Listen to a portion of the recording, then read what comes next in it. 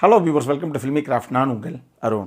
இந்த எபிசோடில் நம்ம பார்க்க போகிற படம் 2022 ஒரு மெக்சிகன் கண்ட்ரி படமாக, ஸ்பானிஷ் லாங்குவேஜ் படமாக, ஒரு ஹாரர் மிஸ்ட்ரி த்ரில்லர் படமாக வெளியான ஈவில் ஐ. இப்போ இந்த படத்துடைய கதை என்ன அப்படின்னு பார்த்தீங்கன்னா, படத்துடைய ஆரம்பத்திலேயே வில்லியம் கில்லர்மோ ரிபேக்கா அப்படின்னு சொல்லி ஒரு கப்பல் நமக்கு காமிக்கப்படுறாங்க. இவங்களுக்கு 2 பெண் பிள்ளைகள். மூத்த பொண்ணு 13 வயசு நிரம்பிய நலா, 2வது பொண்ணுக்கு 6 வயசு தான் ஆகுது. அந்த பொண்ணுடைய பேர் லூனா. இதில் இந்த லூனா பொண்ணு இருக்கு இல்லையா, இந்த பொண்ணுக்கு எப்பயுமே உடம்பு சரியில்லாமல் தான் இருக்குது. ஹாஸ்பிட்டலில் ட்ரீட்மெண்ட் எடுத்த மணியமாகத்தான் இருக்கிறாங்க இந்த கப்பல். என்ன பண்ணாலும் எல்லாம் கரெக்டாக தான் சார் இருக்குது, ஆனால் ஏன் என்ன பிரச்சனை அந்த பொண்ணுக்கு அப்படின்னே தெரிய மாட்டேங்குது. கூடிய விரைவில் ஹெல்த்தில் ஒரு இம்ப்ரூவ்மெண்ட் தெரியும், நம்ம நம்புவோம் அப்படிங்கிறாரு டாக்டர். அந்த அளவுக்கு தான் அந்த பொண்ணுடைய உடம்பு இருக்குது. இதில் அந்த பொண்ணு நைட்டு தூங்கும் போதெல்லாம் திடீர்னு ஃபிட்ஸ் வர்ற மாதிரி அந்த பொண்ணுக்கு ஒரு பிரச்சனையும் இருக்குது. உடனே நீங்கள் அதுக்கு மருந்து அந்த ஸ்பாட்டில் கொடுத்தே ஆகணும், எமர்ஜென்சியாக, இம்மீடியட்டாக. இப்படி ஒரு பிரச்சனை வேறு. இப்போ இந்த அம்மாவான ரிபேக்கா இருக்காங்க இல்லையா, இவங்களை பொறுத்தளவுக்கு இல்லை, இது வேலைக்கு ஆகாது. எப்போ பார்த்தாலும் இந்த சிட்டி என்விரான்மெண்ட்டில் இதே அட்மாஸ்பியரில் பிள்ளையை வச்சுருக்கிறனால தான் என்னமோ அவங்களுக்கு சரியாக அது வந்து செட் ஆகவே கிடையாது. நான் அந்த ரிபேக்கா இருக்காங்க இல்லையா, அவங்களுக்கு ஜோசிஃபா அப்படின்னு சொல்லி ஒரு அம்மா ஒன்று இருக்குது, ஒரு பாட்டிமா. அந்த பாட்டிமா ஒரு கிராமத்து பக்கம், ஊருக்கு ஒதுக்கு புறமாக இருக்கக்கூடிய ஒரு பெரிய காட்டு பங்களா மாதிரி ஒரு வீட்டில் தனியாக இருக்குது. அந்த பாட்டிமாக்கும் அவங்க மக யார் இந்த ரிபேக்காவுக்கும் பல வருஷங்களாக பேச்சுவார்த்தையே கிடையாது. அதுக்கு என்ன காரணம் அப்படிங்கிறது நீங்கள் படத்தை பார்த்தே தெரிஞ்சுக்கோங்க. ஆனால் வேறு வழி இல்லை, என் பொண்ணை காப்பாற்றணும் அப்படின்னா நான் பேசாட்டு அந்த மாதிரி அமைதியான ஒரு என்விரான்மெண்ட்டில் இருக்கக்கூடிய எங்கள் அம்மா வீட்டுக்கு நான் கூப்பிட்டு போகிறேன், எல்லோரும் கிளம்புங்க அப்படின்னு சொன்னால், இதில் 2 பேத்துக்கு பெருசாக உடன்பாடு இல்லை. ஒன்று அந்த கணவரான கில்லர்மோ, இன்னொன்று இவங்களுடைய ரிபேக்காவுடைய மூத்த பொண்ணான நலா. சொல்லப்போனால் அந்த கதைக்கு நலா தான் கதாநாயகி அப்படின்னு நீங்கள் சொல்லணும். அது நீங்கள் படத்தை பாருங்கள், உங்களுக்கு தெரியும். இப்போ இவங்க 2 பேத்துக்கும் இந்த பாட்டி வீட்டுக்கு போகிறதுல பெருசாக விருப்பமே கிடையாது. இருந்தாலும் கணவன் எப்படியோ கன்வின்ஸ் பண்ணுறாங்க. அவங்க யார், ரிபேக்கா. சரி, ஓகே, கிளம்பலாம் அப்படின்னு சொல்லி எல்லாரும் கிளம்பி அங்கே போய் இறங்குறாங்க.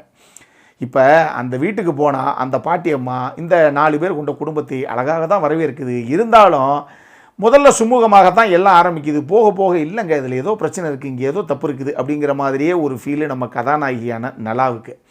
இதுக்கப்புறம் அந்த பொண்ணு மட்டும் இல்லை, நம்மளே கூட எதிர்பார்க்காத அடுத்தடுத்த திருப்பங்கள் நிறைந்தது தான் இந்த படத்துடைய மொத்த கதையே. இந்த படத்தை பொறுத்தளவுக்கு ஜூனியர் ரொசாரியோ, எட்கர், ஐசாக் ஈஸ்பன் அப்படிங்கிற 3 பேர் சேர்ந்து எழுதி இதை ஐசாக் ஈஸ்பன் தான் வந்து இயக்கியிருக்காப்புல தனியாளாக. இந்த கதை ரொம்ப வித்தியாசமான ஒரு கதைக்களம்.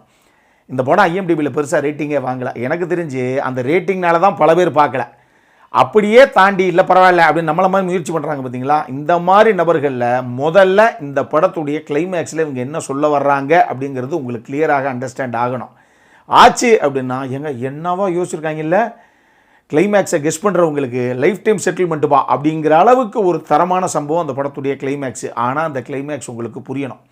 இந்த கிளைமேக்ஸே லேயர்டாகத்தான் சொல்லப்பட்டிருக்கு. மேலாப்ப அப்படி பார்த்தீங்கன்னா புரிஞ்சிருச்சு அதுதானே அந்த ட்விஸ்ட்டு அப்படிங்கிற மாதிரி உங்களுக்கு புரியறதுக்கு வாய்ப்பு இருக்குது. ஆனால் அதுக்குள்ளேயும் இன்னும் மல்டி லேயரில் பல விஷயங்களை அவங்க அடுக்கியிருக்காங்க.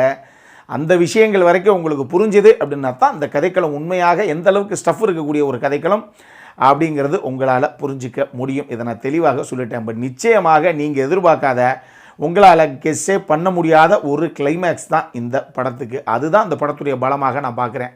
இந்த கிளைமேக்ஸு பல பேர்த்துக்கு புரியறதுக்கு வாய்ப்பு இல்லை அப்படிங்கிற மாதிரி எனக்கு தோணுது. அதனால தான் இந்த படம் ரேட்டிங்லேயே ரொம்ப கம்மியாக வாங்கியிருக்கு அப்படிங்கிற மாதிரி தான் என்னுடைய புரிதல். என்கிட்ட கேட்டிங்கன்னா டெஃபினட்டாக one of the worthy watch இந்த படம். பட் நான் சொன்ன விஷயங்களை மைண்டில் வச்சுக்கோங்க. திருப்பி சந்தேகம்னா இந்த வீடியோவை இந்த இடத்துல ரீவைண்ட் பண்ணி பார்த்துக்கோங்க என்ன சொன்னேன்னு. அதனால் ஒரு சில பேர்த்துக்கு நல்லா தான் இருக்குது, பட் ஒன்றும் அப்படி இருக்க மாதிரி தெரில அப்படிங்கிற மாதிரி கூட ஒரு சில இடங்களில் ஃபீல் வரலாம். இதையும் நான் தெளிவாக சொல்லிட்டேன். இது ஒரு plain super natural horror mystery படம் அப்படின்னு நம்ம சொல்லிட முடியாது. ஃபோக் ஹாரர்னு சொல்லுவோம் இல்லையா, அந்த மாதிரி ஒரு கதைக்களத்தை ஹேண்டில் பண்ண படம்.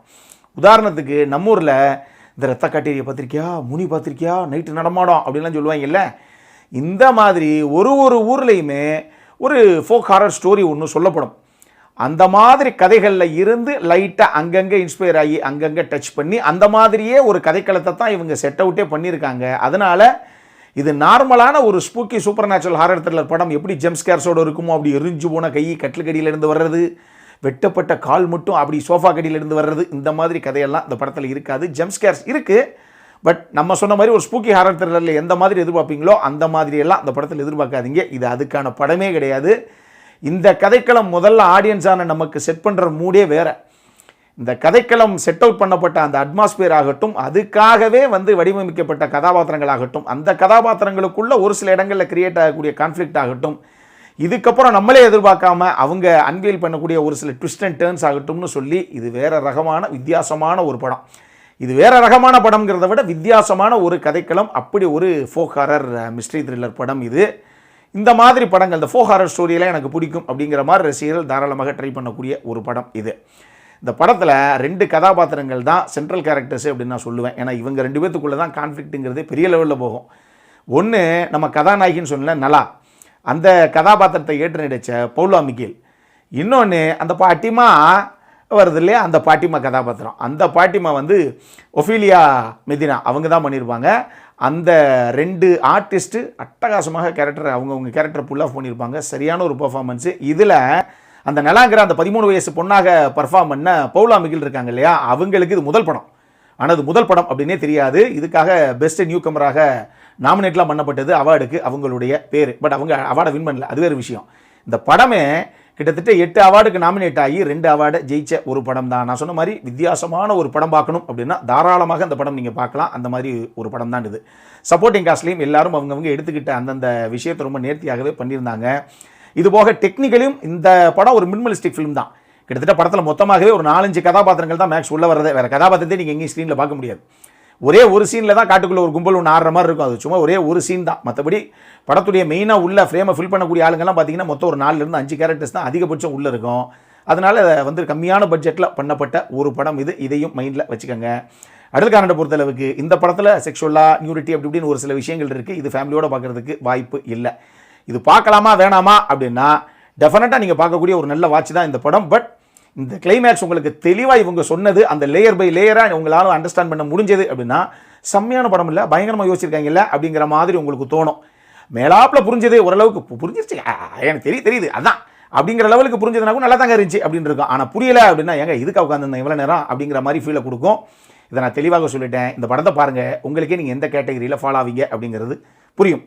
அப்புறம் என்ன, இதே மாதிரி இன்னொரு வீடியோவோட அடுத்த முறை உங்களை சந்திக்கிற வரைக்கும் இட்ஸ் அருண் சைனிங் ஆஃப்.